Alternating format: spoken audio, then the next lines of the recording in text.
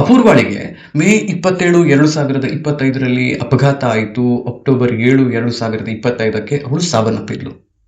ಅದು ನಮ್ಮ ಪಾಲಿಗೆ ಅತಿ ದೊಡ್ಡ ಲಾಸ್, ಹೌದು.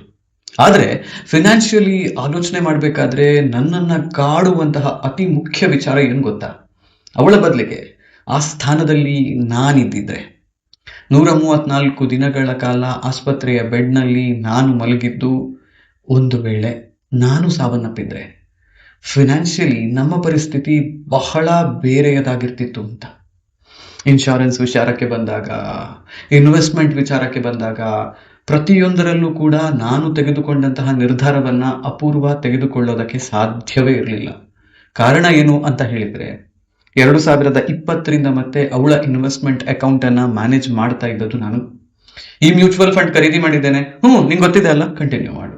ಈ ಸ್ಟಾಕ್ ಖರೀದಿ ಮಾಡಿದ್ದೇನೆ, ಇಟ್ಸ್ ಓಕೆ, ನಿನ್ಗೆ ಗೊತ್ತಿದೆ ಅಲ್ಲ, ಕಂಟಿನ್ಯೂ ಮಾಡು.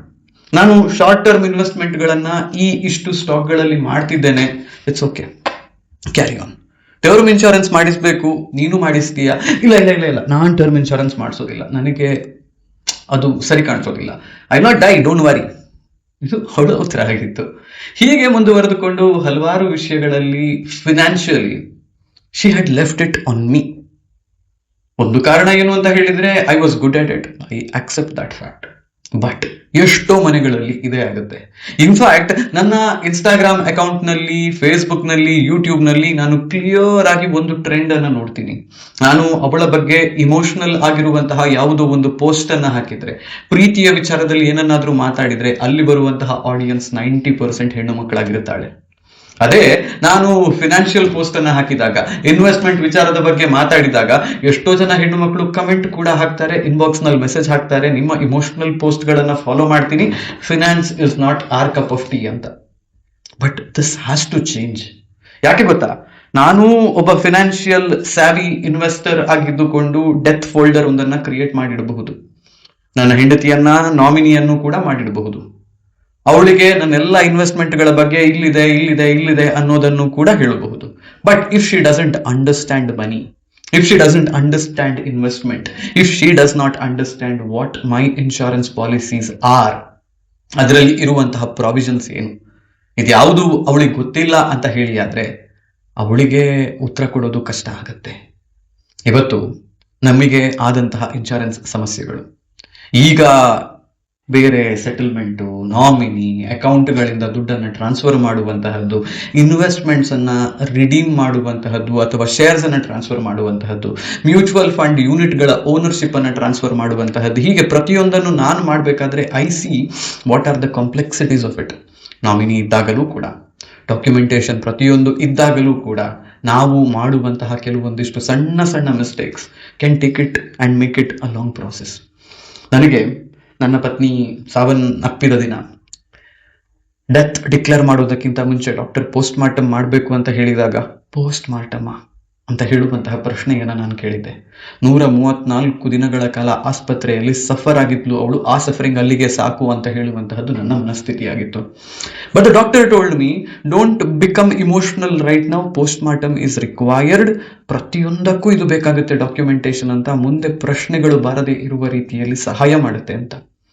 ಇವತ್ತು ನನ್ನ ಪತ್ನಿಯ ಸಾವಿನ ಬಗ್ಗೆ ಹೊಸದಾಗಿ ಯಾರಿಗೂ ಗೊತ್ತಾದಾಗ ಅಲ್ಲಿ ಪ್ರಶ್ನೆಗಳು ಬರ್ತವೆ. ನೀನ್ ಯಾಕೆ ಅವ್ರ ಜೊತೆಯಲ್ಲಿ ಇರ್ಲಿಲ್ಲ, ಹೇಗಾಯ್ತು ಅವಳ ಸಾವು ಅಂತ ಹೇಳುವಂತಹದ್ದು. 90% ಜನರಿಗೆ ಅದು ಬರೀ ಕನ್ಸರ್ನ್ ಆಗಿರಬಹುದು, 10% ಜನರಿಗೆ ಅದು ಅಕ್ಯುಸೇಷನ್ ಮಾಡೋದಕ್ಕೆ, ಏನೋ ಹೊಸತ್ತು, ಇವನದ್ದೇನೋ ಕೆಲಸ ಇದೆ ಇದರಲ್ಲಿ ಅಂತ ಕ್ವೆಶ್ಚನ್ ಮಾಡೋದಕ್ಕೆ ಕೂಡ ಅವಕಾಶವನ್ನು ಕೊಡುವಂತಹ ವಿಷಯ ಅದು. But having a post mortem report, having a police complaint filed, ಏನಾಗಿದೆ ಅಂತ ಹೇಳುವುದನ್ನ ನೋಡಿರುವವರು ಸುಮಾರು ಜನ ಇರುವ ಕಾರಣ ಐ ಆಮ್ ಸೇಫ್. ಬಟ್ ಎಷ್ಟು ಜನರಿಗೆ ಈ ರೀತಿಯ ಸೇಫ್ಟಿ ನೆಟ್ ಇರುತ್ತೆ? ಇನ್ಶೂರೆನ್ಸ್ ಕಂಪನಿಗಳು ಕೂಡ ಡೆತ್ ಕ್ಲೈಮ್ ಅನ್ನ ಕೊಡಬೇಕು ಅಂತ ಹೊರಟಾಗಲೂ ಕೂಡ, ಕ್ಲೈಮ್ ಮಾಡೋದಕ್ಕೆ ನೀವು ಹೋದಾಗಲೂ ಟರ್ಮ್ ಇನ್ಶೂರೆನ್ಸ್ ನಲ್ಲಾಗಿರ್ಲಿ, ಲೈಫ್ ಇನ್ಶೂರೆನ್ಸ್ ನಲ್ಲಾಗಿರ್ಲಿ, ಡಾಕ್ಯುಮೆಂಟೇಶನ್ ಇದೆಯಾ ಅಂತ ಕೇಳ್ತಾರೆ. ಯಾವ ಹೊಸ ಡಾಕ್ಯುಮೆಂಟೇಶನ್ ಅನ್ನ ಕೇಳಿ ನಿಮ್ಮ ಕ್ಲೈಮ್ ಅನ್ನ ಡಿಲೇ ಮಾಡಬಹುದು, ಡಿನೈ ಮಾಡಬಹುದು ಅಂತ ಹೇಳೋದನ್ನೇ ಅವರು ನೋಡೋದು ಕೂಡ. ಇಷ್ಟೆಲ್ಲ ಇದ್ದಾಗ ನೀವು ಎಷ್ಟು ಫಿನಾನ್ಷಿಯಲಿ ಪಾಠ ಕಲಿತಿದ್ದೀರಿ, ಎಷ್ಟು ವಿಚಾರಗಳು ನಿಮಗೆ ಗೊತ್ತಿದೆ ಅಂತ ಹೇಳೋದು ತುಂಬಾ ಮುಖ್ಯ ಆಗುತ್ತೆ. ಹೆಣ್ಣು ಮಕ್ಕಳು, ಗಂಡು ಮಕ್ಕಳು ಅಂತ ಹೇಳುವಂತಹ ಲಿಂಗ ಭೇದ ಇದಕ್ಕಿಲ್ಲ. ಬಿಕಾಸ್ ಮೋಸ ಮಾಡುವವರು ಇರುವಲ್ಲಿಯವರೆಗೆ ಮೋಸ ಆಗ್ತಲೇ ಇರುತ್ತೆ ಅಂಡ್ ಮೋಸ ವಿಲ್ ಕಂಟಿನ್ಯೂ. ಅಂಡ್ ಮೋಸ ಹೋಗುವವರು ಕೂಡ ನಮ್ಮ ಮಧ್ಯದಲ್ಲಿ ಇದ್ದಾರೆ, ಹಾಗಾಗಿ ಅದು ಕೂಡ ಕಂಟಿನ್ಯೂ ಆಗುತ್ತೆ. ಸೊ ಹಾಗಾಗಿ ಈಗ ಫಿನಾನ್ಷಿಯಲ್ ಡಿಸಿಷನ್ಸ್ ಎಲ್ಲವನ್ನು ನಾನು ಮಾಡಿದ್ದೆ. 20 ವರ್ಷದ ಇನ್ವೆಸ್ಟ್ಮೆಂಟ್ಗಳು, 5 ವರ್ಷದ ಇನ್ವೆಸ್ಟ್ಮೆಂಟ್ಗಳು, 10 ವರ್ಷದ ಇನ್ವೆಸ್ಟ್ಮೆಂಟ್ಗಳು, ಹೀಗೆ ಬೇರೆ ಬೇರೆ ಬೇರೆ ಬೇರೆ ಬ್ಲಾಗ್ಸ್ ನನ್ನ ಹತ್ರ ಇತ್ತು.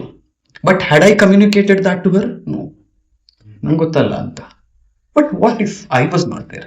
ಇನ್ವೆಸ್ಟ್ಮೆಂಟ್ ಆಬ್ಜೆಕ್ಟಿವ್ ಒಂದಿತ್ತಲ್ವ ನನ್ನದು ಇದು ಅಂತ. ಆ ಆಬ್ಜೆಕ್ಟಿವ್ ಅವಳಿಗೆ ಗೊತ್ತಿಲ್ಲ ಅಂತ ಹೇಳಿದ್ರೆ there is no way that she could have redeemed it also.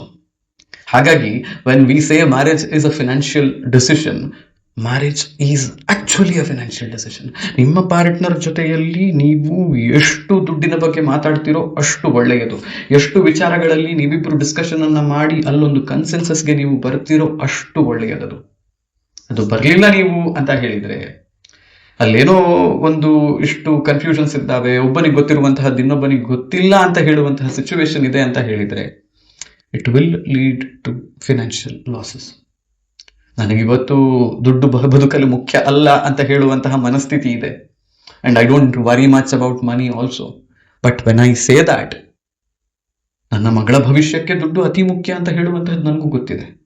ನನ್ನ ಭವಿಷ್ಯಕ್ಕೂ ಕೂಡ ಮುಂದೆ I am now a single parent, I will continue to be single. So I have to take care of my retirement, my health care if I survive for so long. ಇದೆಲ್ಲವೂ ಕೂಡ ನನ್ನ ತಲೆಯಲ್ಲಿ ಓಡ್ತಾ ಇರುತ್ತೆ. All these are financial decisions. But what if you go and what if I had gone and she had survived? Would she be able to take all those decisions? ತಗೊಳ್ಳಿಕ್ಕೆ ಆಗ್ತಿತ್ತು. 6 ತಿಂಗಳು, 1 ವರ್ಷ, 2 ವರ್ಷಗಳ ಲರ್ನಿಂಗ್ ಕರ್ವ್ ಅವಳಿಗೆ ಇರ್ತಿತ್ತು. But ನಾನೇನು ಹೇಳೋದು ಅಂತ ಹೇಳಿದ್ರೆ, ಯುದ್ಧಕಾಲ ಶಸ್ತ್ರಾಭ್ಯಾಸ ಅಂತ ಮಾಡುವ ಬದಲು ಈಗ್ಲಿಂದನೇ ಒಂದು ಸ್ವಲ್ಪ ಸ್ವಲ್ಪ ಕಲಿಯೋದನ್ನ ನಾವು ಅಭ್ಯಾಸ ಮಾಡಿಕೊಂಡ್ರೆ ಅಷ್ಟು ಸಮಸ್ಯೆ ನಮ್ಮ ಬದುಕಲ್ಲಿ ನಾವು ಅನುಭವಿಸೋದಿಲ್ಲ. ಹಾಗಾಗಿ ಯಾರೇ ಆಗಿದ್ರು ನೀವು ದಯವಿಟ್ಟು ಫಿನಾನ್ಸಸ್ ಬಗ್ಗೆ ಕಲಿಯೋದನ್ನು ಶುರು ಮಾಡಿ. This is not an optional subject in life, this is a mandatory subject. ಇದು ಇವತ್ತಿನ ವಿಡಿಯೋ. ಈ ವಿಡಿಯೋ ನಿಮ್ಗೆ ಇಷ್ಟ ಆಯ್ತು ಅಂತ ನಾನು ಯೋಚನೆ ಮಾಡ್ತೀನಿ. ದಯವಿಟ್ಟು ನಿಮ್ಮ ಪ್ರೀತಿ ಪಾತ್ರರ ಜೊತೆಗೆ ಇದನ್ನ ಶೇರ್ ಮಾಡಿ. ನನ್ನ ಕೈಯಲ್ಲಾದಷ್ಟು ಹಣಕಾಸು ಮಾಹಿತಿಯನ್ನ ನಾನು ಹಂಚಿಕೊಳ್ಳುವಂತಹ ಪ್ರಯತ್ನವನ್ನ ಮಾಡ್ತೀನಿ. ನನ್ನನ್ನು ಫಾಲೋ ಮಾಡೋದನ್ನ, ಈ ಚಾನಲ್ ಅನ್ನ ಸಬ್ಸ್ಕ್ರೈಬ್ ಮಾಡೋದನ್ನ ಯೂಟ್ಯೂಬ್ನಲ್ಲಿ ನೋಡ್ತಿದ್ರೆ ಮರಿಬೇಡಿ.